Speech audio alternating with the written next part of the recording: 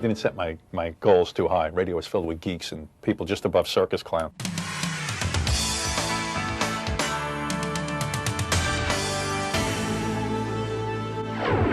Take off your glasses. Really?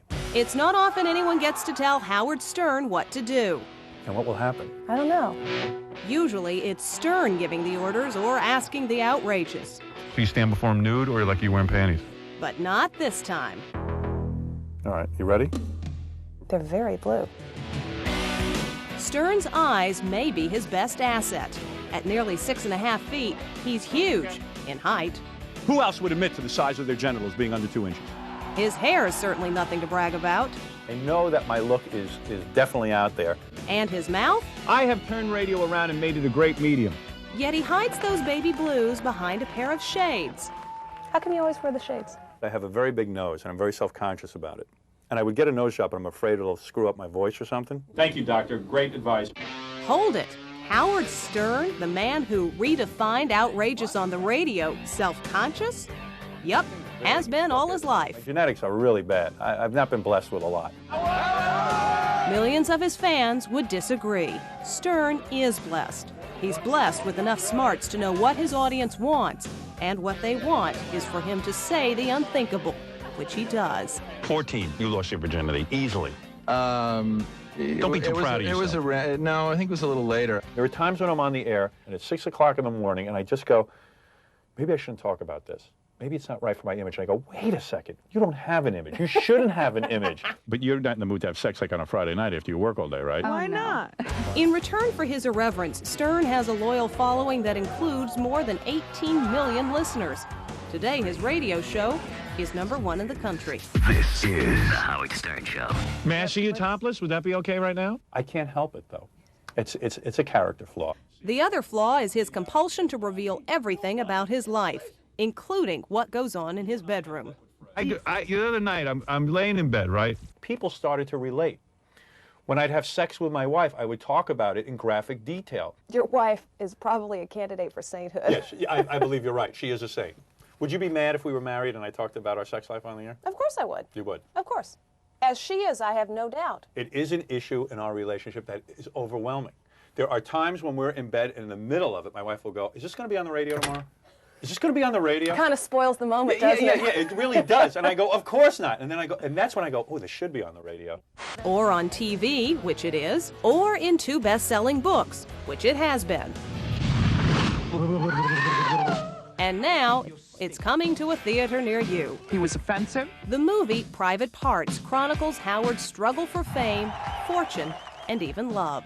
It's a story about a guy who's a loser with women. I wasn't attractive to women, and suddenly I meet this girl in college who is beautiful, and she loves me. And I'm so flipped out by this.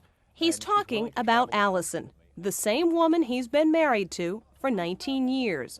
They have 3 daughters. Here we go. Oh. Fans of Stern's will recognize his story in the movie, but it's what he doesn't include in the movie that may be truly revealing. I used to live in a monastery for a year and just, live with people who were monks. Are you kidding me? No, I used to live in a room. Did they know what you did for a living? Yes, yeah. Some of them were fans, but not many. And it was a little square room they'd give you, and it was $100 a month. And also I'd gotten into transcendental meditation, which I still do to this day. So also the meditators were in there, and the lights were out at 10 o'clock, and the meditators that lived there lived a monk's life. They would not have sex. I only could have a cot, and the lights had to be out by 10 o'clock.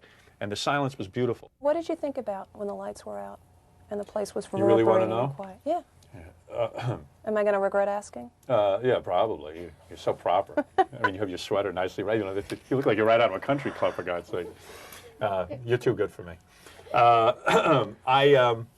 You're right. I know. I know.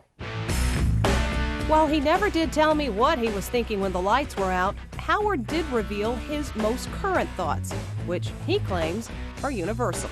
I have many sexual thoughts about women. I am a heterosexual, and I have many sexual thoughts. It consumes me.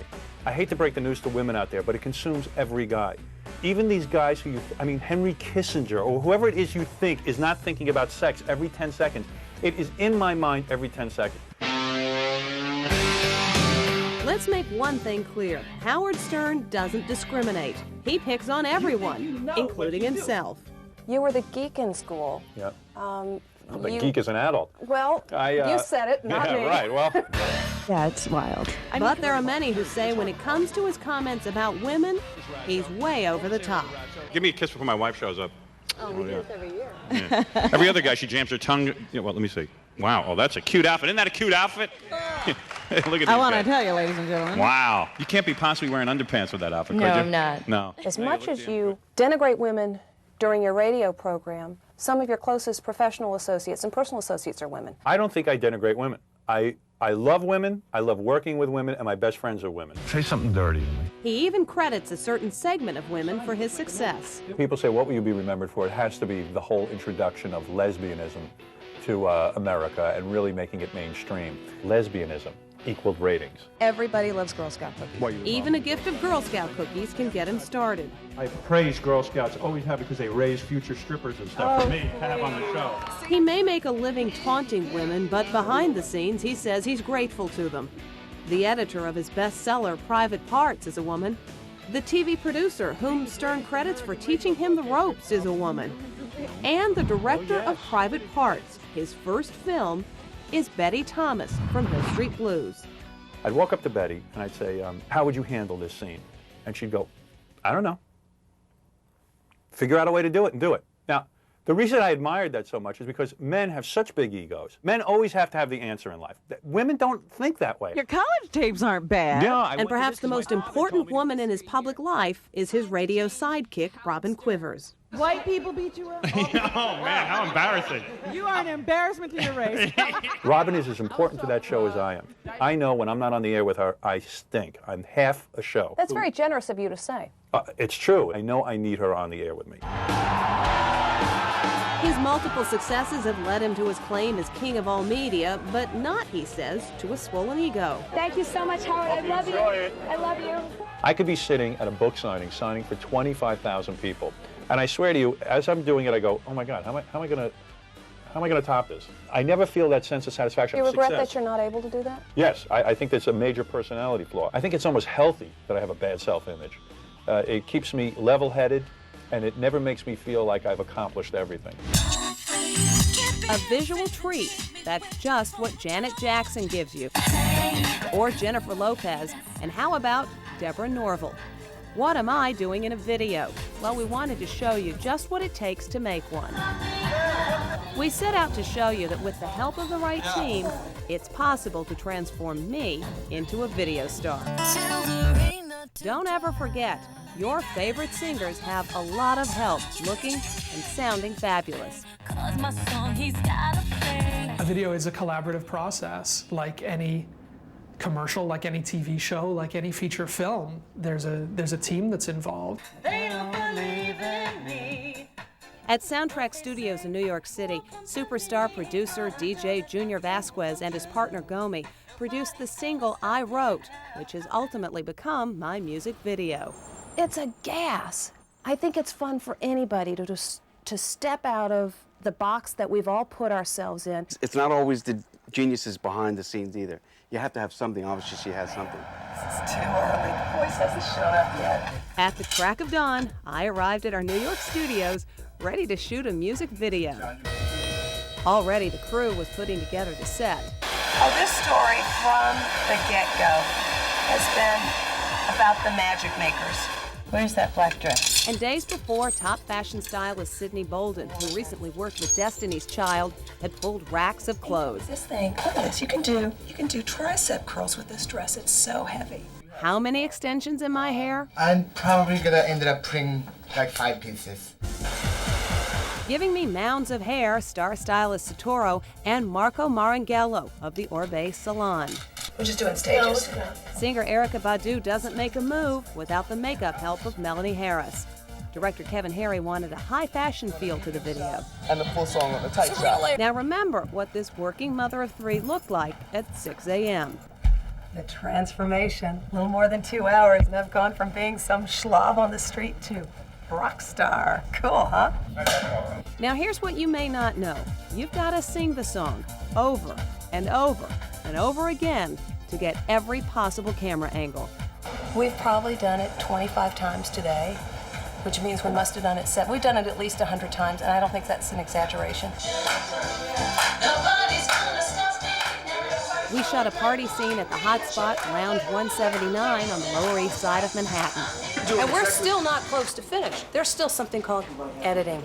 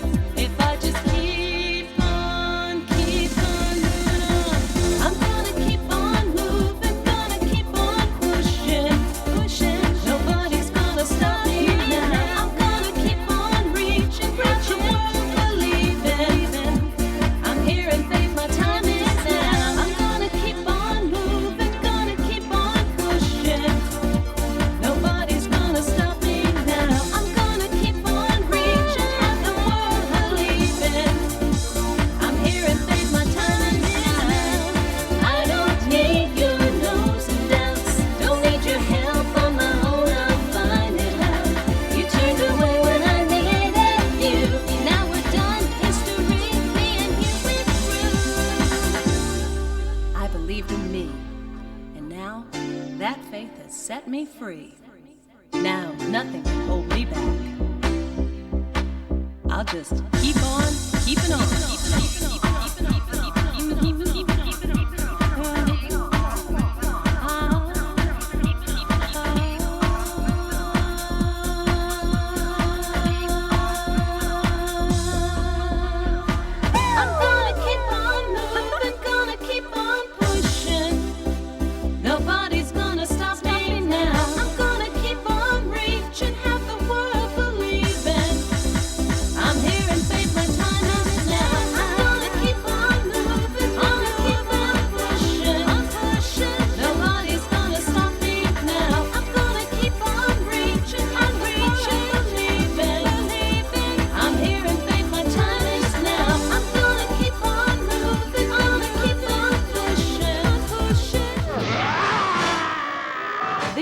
When one thinks of ghosts, it's something like this. Or when one thinks of mediums or channeling, it's more like this. Did he know someone by the name of Anna? Consuelo? Lucita? But that was before James Van Praagh. The lady standing over here, I think it's your mom. We'll find out more about it, but she just appears. There's also another lady behind her, which I believe would be her mother. Right. This California channeler is the hottest thing this side of the great beyond. He's dazzling followers and skeptics alike with what he calls his ability to speak with the dead. There is no such thing as death. Love continues. There are homes over there. There are trees over there. There are flowers and gardens. To them, we're the ghosts. They come down to this lower vibrations, denser earth world, and they can walk through walls, and they see us as forms. They don't see us solid. That's where you go when you pass over to a real solid world. The 39-year-old Van Praagh's best-selling book, Talking to Heaven, A Medium's Message of Life After Death, has sold more than 600,000 copies. But before the book started climbing the charts, Van Praagh made his living selling videotapes and delivering mass readings. He says he learned he had a special gift in the first grade. I said to my teacher, Mrs. Weinleck, I went up to her and I said, "It's okay, John is fine, your son is fine. He just broke his leg, but he'll be fine." And she said, "What are you talking about?" And I said, "There was a car, he was hit by a car." About an hour later, the principal came in. She called out the teacher. The teacher came in crying. After school, she said to me, her son John was in a car accident. He was hit by a car. And she said, "You were right, his leg was broken." But as they say, seeing is believing, so I decided to give it a try. Soon, Van Praagh says he was talking with my mother, who passed away when I was in college. Your mother's speaking very, very strong, very, very fast, very, very quickly, and she's strong. I feel like her personality is a bit strong, too. Yep, okay? that's Mom. She said, "I'm with her all the time. I'm with her all the time." And she said, yes, she has flowers in her house. There are flowers there in the house. And I want to go to your living room, and there's something there with the pattern with the flowers. No, not in the living room. Where is it? The sitting room. The sitting room. Yeah. Because this is where your mother is with you. Cool. It is conceivable that everything Van Praagh said to me could have been gleaned from news articles on me over the years. Even so, he surprised me a bit. When you're in the kitchen, do you ever think, like, do you ever get a feeling when you're standing there in the kitchen of your mom? Because she said to me, I'd come to her in the kitchen, and I don't know what it means. That's because that's usually where I am, probably. Okay, and one more thing. Who's Kathy? My sister. Okay. She wants to give love. But until that day, Van Praagh had never heard of Norma Messing. She wanted to contact her Aunt Ruth, whose 1991 murder has never been solved. First, though, Van Praagh says some other relatives turned up. Who's Helen? My first husband's mother. Okay. She knows of you, and Helen wants to give you her love. Van Praagh says he then saw Norma's aunt. He had been told she was murdered, but nothing else. She was gasping for air. She's gasping for air. I will tell you this, I feel like they hit her. They hit her first. And I feel she puts her hands up, which is weird. I get the putting hands up. Was she killed with hands? She was struck, first beaten with a cane. She raised her arm, probably that's what we got. Because her arm was broken, and then she was strangled. Okay. That's the gasping. Was she found in the bedroom, or in the bedroom, or right in the floor of the bedroom, or something? Yes. She said that. She sent me that thought, yeah? There were two people involved with this, okay? There were two people involved, and she did not know these people. So what do you think? Norma feels something did happen here. I could not believe some of the dead-on stuff that he had. Getting my first mother-in-law first, getting the picture of my first husband. When we do a successful communication, and the person realizes they are communicating with their loved one, and there indeed is no death, they can start to begin their life, and the grief is eliminated. The fear of death is eliminated. Van Praagh knows he'll always face skeptics, but he believes he has a gift that needs to be shared. Wouldn't it be a sin to keep it to myself, not share it with people?